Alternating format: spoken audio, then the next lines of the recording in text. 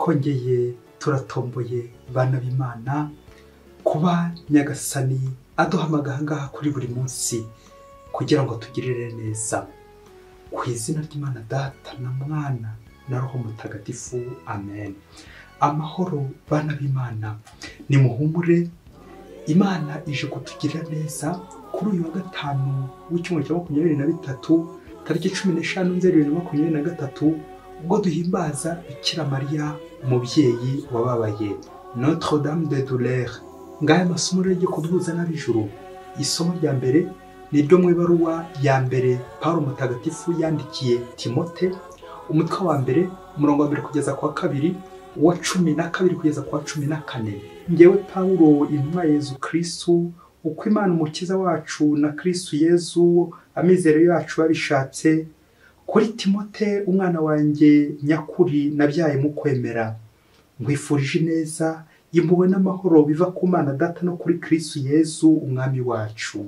Ndashimira cyane Kristu Yezu umwami wacu wampaye imbaraga, kuko yasanze nkwiye kwizerwa maze akantorera kumukorera. Ngewe wahoze ndi umuntu utuka Imana, ngatoteza abayo, nkaba umunyarugomo, ariko nagiriwe imbabazi kuko ibyo nakoraga nabiterwaga n'ubujiji ntaragira ukwemera.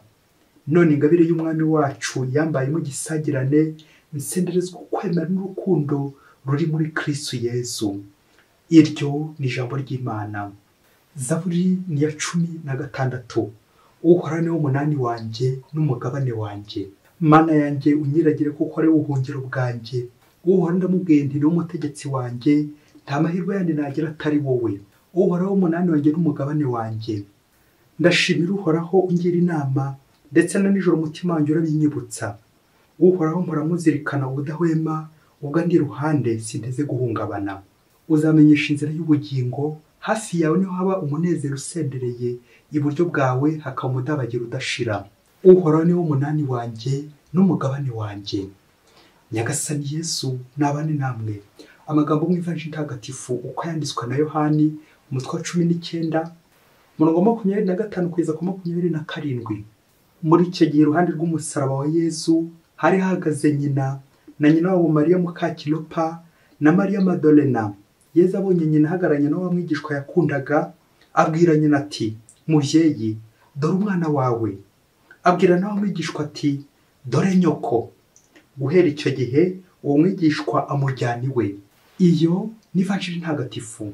Guhera icyo gihe uwo mwigishwa amujyana iwe. Biremwa by'Imana, nimusingize Imana. Amasomo kizi byacu dutegurira araryoshye cyane, ubwo ajya gutwegereza Imana abijuru, tubinyuje ku mubyeyi Bikira Mariya. Bikira Mariya umubyeyi wababaye.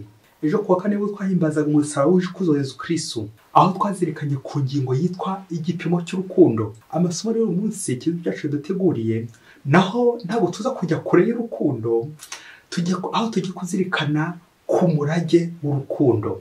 Umurage w'urukundo mubyeyi.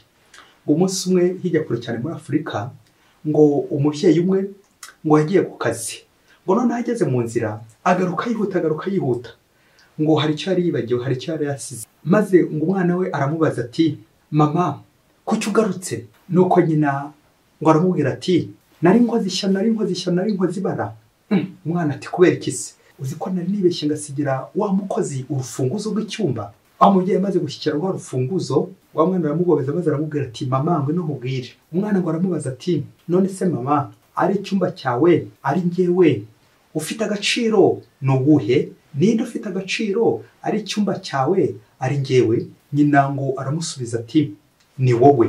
Nuko ngo umwana yongera kumukubita ikindi gikuta ati, ariko se mama, none niba ari njye ufite agaciro, kuki unsigira umukozi mu gihe utamusigira urufunguzo rw'icyumba? Ari icyumba cyawe ari njyewe, uwo ukunda cyane ni uwuhe? Nuko nyina neza abura icyo asubiza, ubanza yarafashweho ikimwaro cy'iminsi 25. Bakristo bavandimwe, Yezu Kristo akuzwe. Nguko iyo wizeye umuntu ushobora kumusigira ibyawe byose, ukamusigira n'urufunguzo rw'icyumba, rero cya cyumba cyahari ibiryo. Impamvu utamusigira urwo rufunguzo urayizi se? Nuko buryo utamwizeye, kuko iyo umwizeye wabimusigira. Kandi burya ukwizera ntibitana no kwemera n'urukundo ntabwo bitana byombi, n'urukundo ntibitana ko ari bitatu, biragendana. ngo kuko iyo ufite gushidikanya muri wowe, iyo ugenda uhakana, birangira ko uri kunusura gukwemera. Nicyo ko isomo ry'uyu munsi rya mbere ryatubwiye kwizera, uburyo Pawulo Imana yamwizeye maze ikamugirira ite, ikamugirira impuhwe. uko kwizera, Imana yaramwizeye kandi Pawulo yarahoze atuka Imana, none Imana yagize ite, yaramwizeye. Nawe rero umubyeyi, niba koko wizeye umukozi wawe, kibigaragaza wamusigira urufunguzo. ariko niba utaramwizera, ntabwo nkubwiye ngo urumusigire kuko nyine utaramwizera, ariko umunsi wamwizeye uzamusigira ibyawe byose. kuki se umusigira umwana wawe noneho? bikajya bigutwibutsa ko materialiste que nous sommes, dukunda ibintu kurusha nyine abantu. Abana bacu tubasigira abakozi, ariko ibintu byo tukabitwara. kubera iki? umuntu n'ibintu mubyeyi, ari ibintu ari umuntu, ukunda iki wowe? aho ngaho kuri iyo ngingo uraza gusanga benshi tujya dutsindwa, tugatsindwa abana bacu. ose uramukunda? ibi bigatuganisha none ku ivanjiri y'uyu munsi, umurage. ngo uyu koko umurage ukunda umusigira ibyawe. uyu murage koko urakomeza no mu ivanjiri y'uyu munsi, aho Yezu Kristo araga Bikira Mariya akamuraga Yohani kuko akunda Yohani. aho Yezu Kristo araga Yohani Bikira Mariya kuko akunda Bikira Mariya, agakunda na Yohani. ngo kuko Yezu Kristo atwizera abinyujije muri Yohani, akatwizera abinyujije ku mubyeyi Bikira Mariya akamudusigira, kuko ukunda nyine umusigira ibyawe. ukunda umusigira urufunguzo rwo hari ibiryo, ukamusigira urufunguzo rw'icyumba cyawe, ukamusigira umwana wawe. kubera iki? kuko umukunda nyine, uramwizeye. iyo nta kwizera guhari, iyo hatakiza kuba kwizera, Yezu ntiyari gusigira Yohani Bikira Mariya. ngaho nawe tekereza nkurura ifoto nk'uko Yezu koko agasigira Bikira Mariya Yuda, byari kugenda gute?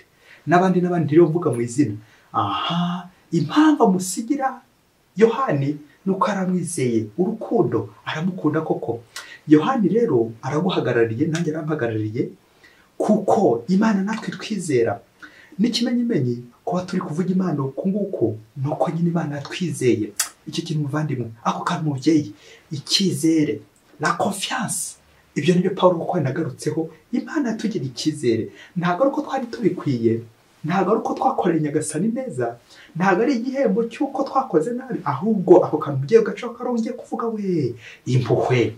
ngo umubyeyi w'impuhwe, ngo uyu mutima w'impuhwe, wa mutima impuhwe bivuga ngo misericordia, umutima ubabara, hanyuma ukagira ute, ukababarira. ngo umutima wa Bikira Mariya umubyeyi wababaye, bigatwibutsa ko Bikira Mariya yarababaye, hanyuma aratubabarira, adusabira imbabazi, atwingingira umwana wa Yezu Kristo. ngiki cyizere koko dufite, kuko Yezu akunda Bikira Mariya akanamwizera, yamusigiye Yohani. kuko Yezu akunda Yohani akanamwizera, yamusigiye Bikira Mariya. ngo uyu murage uraga umuntu ari uko nyine umukunze. umurage bingana kuraga umuntu, gusigira umuntu ibyo ukunda, iby'agaciro, ibyawe byose. iyo utamukunda ntabwo nyine wamuraga.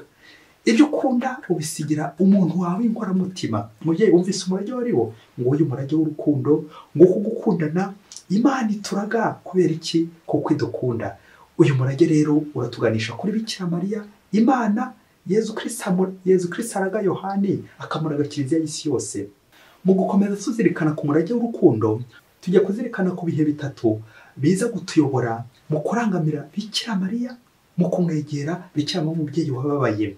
icya mbere tuza kuzirikanaho ni ibihe bya liturujia, ubwo biha agaciro Bikira Mariya wababaye. icya kabiri tuza kuzirikanaho ni igihe cy'ubuzima, ubuzima bwa Bikira Mariya ndetse na Yezu. icya gatatu tuza kuzirikanaho, ntuze kujya kure, turaza kuzirikana ku murage mu buzima busanzwe. icya gatatu tuza kuzirikanaho umurage w'urukundo ku buryo busanzwe.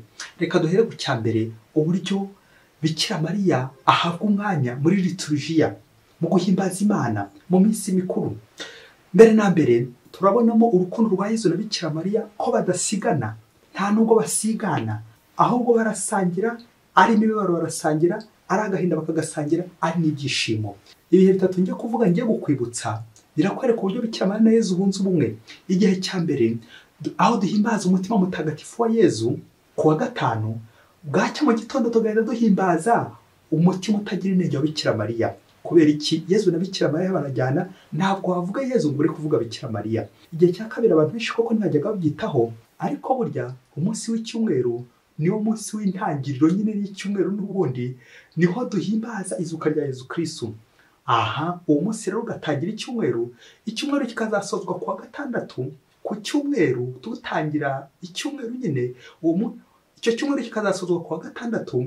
Kuri icyo cyumweru duhimbaza Yezu wazutse, noneho kuwa gatandatu tugahimbaza Bikira Mariya. Yezu aratangira ku cyumweru cyangwa agasoza kuwa gatandatu.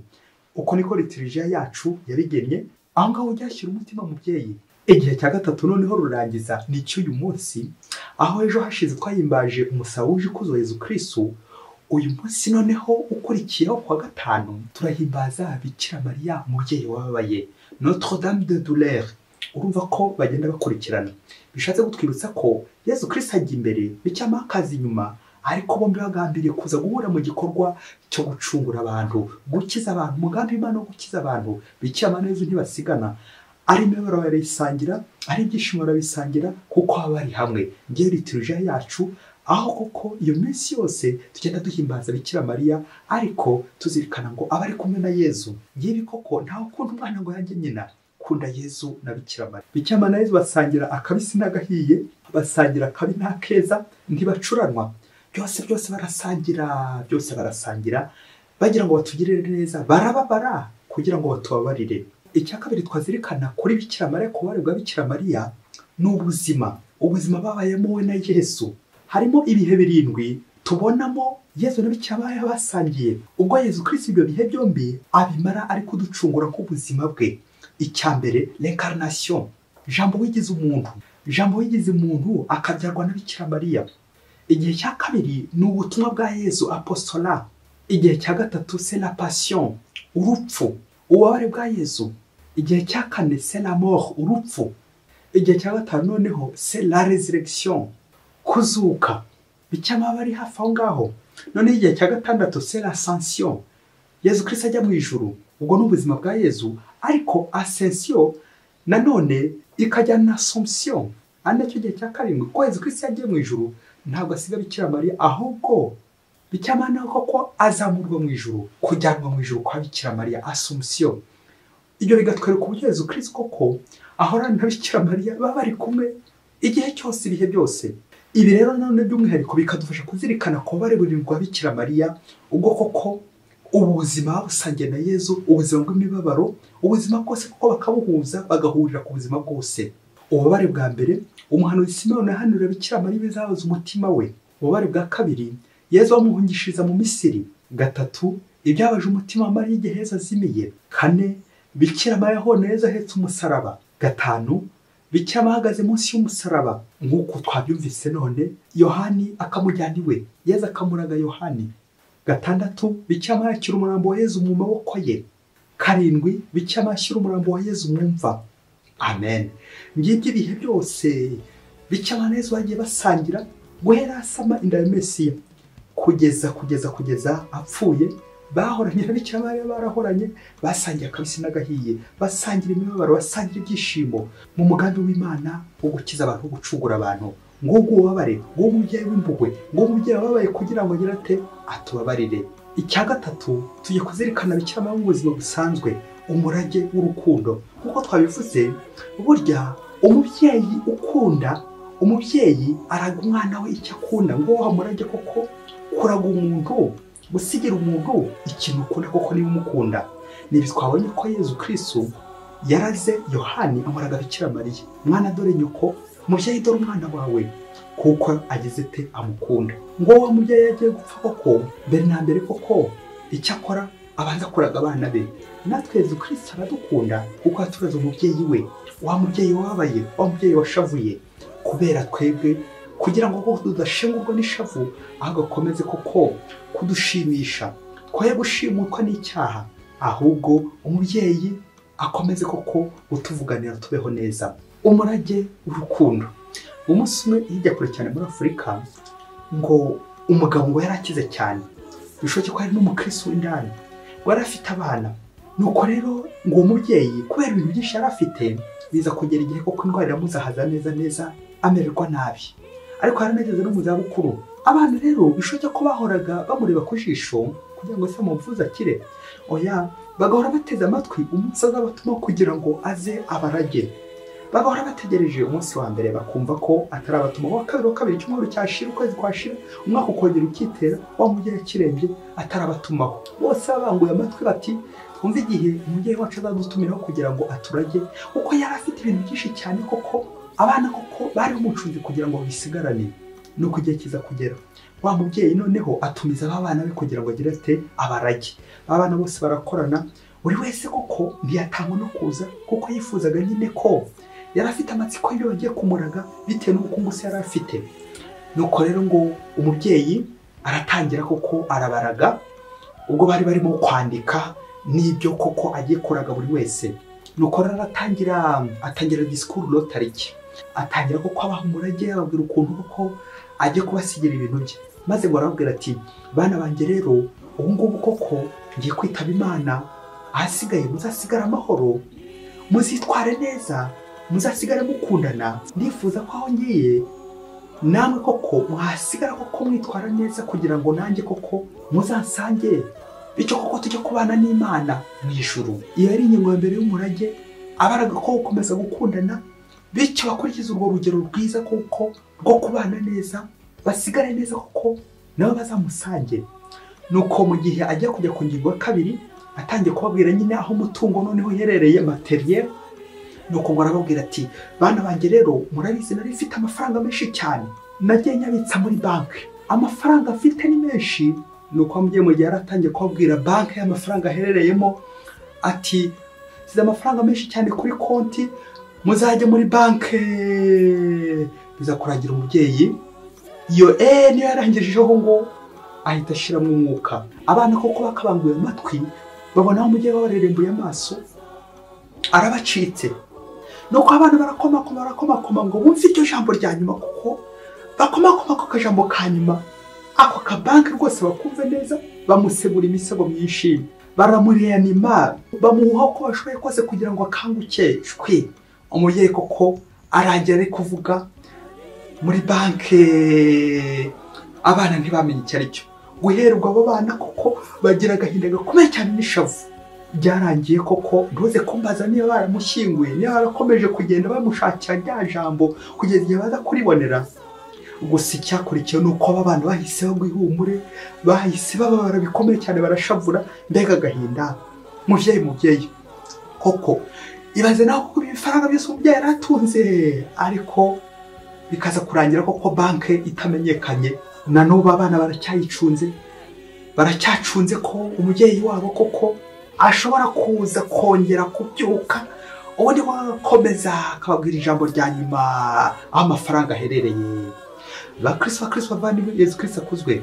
Nguko abantu benshi turaba materialiste, dukunda ibintu, turi bakanyabintu, aho kugira ngo twite ku ijambo rya mbere. Umubyeyi yavuze ijambo ry'urukundo, nta nubwo tuhabyumvise neza. Icyo turi gushaka ni ibintu, nibyo tuzasanga ko dusigara tubabaye. Kubera iki? Ibintu. Aha, abantu benshi dukunze gushakisha ibintu, nyamara umurage ukomeye cyane n'umuntu. Umuntu ntabwo usigira umuntu ati uzamwiteho, uyu mubyeyi uzamwiteho, umubyeyi uzamufashe, uyu mwana uzamufashe.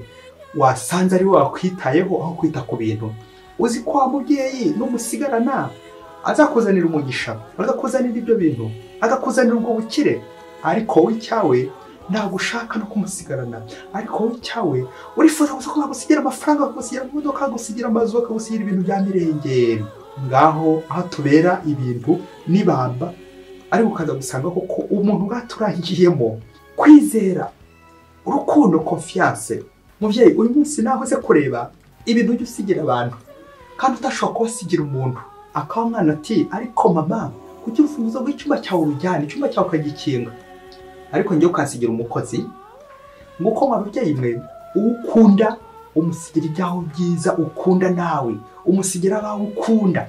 Nguko Yezu araga, umurage wa Yezu ni ugusiga nyine icyo akunda, umurage w'urukundo wa mubyeyi, muzabane mu rukundo. Ariko twebwe materialiste kandi usome dusigara ducungacunga ibintu, ati ibintu koko kasigara ndeba papa ko agiye kundagira ibi ngibi, akabiho gusuri uri kumucunga kugira ngo apfe, aho kumucunga kugira ngo umucungure, ahubwo uri kumucunga ngo apfe, ubundi napfa usigarane irye. nawe uze kwisuzuma niba utari muri aba ngaba bari gucungacunga ko ababyeyi bapfa. Akenshi ntabwo dusigara ducunga ko abacu bagiye gupfa, ariko se wabwirwa n'iki ko utabanza gupfa? Kandi byababa ngo uyu mubyeyi wababaye anabyo Bikira Mariya hano ikibe havuga ati umwana wa Mariya ntatana n'umusaraba, umwana wa Mariya ntatana n'ububabare, ntawe uzajya mu ijuru adapfuye. Ngo kuko tugomba kwakira ububabare, umusaraba mu buzima bwacu, kugira ngo koko tubabare na Kristo, tuzazukane na Kristo, kuko uwababaye ari we nanone ubabarira. Buri wese rero umurage asigira be, buri wese rero umurage asiga mu rugo rwe, buri wese rero umurage asigira abakunda. Ukunda uramwizera, uramuraga, kandi ukamuraga nawe ibyo ukunda ndetse nawe ukunda.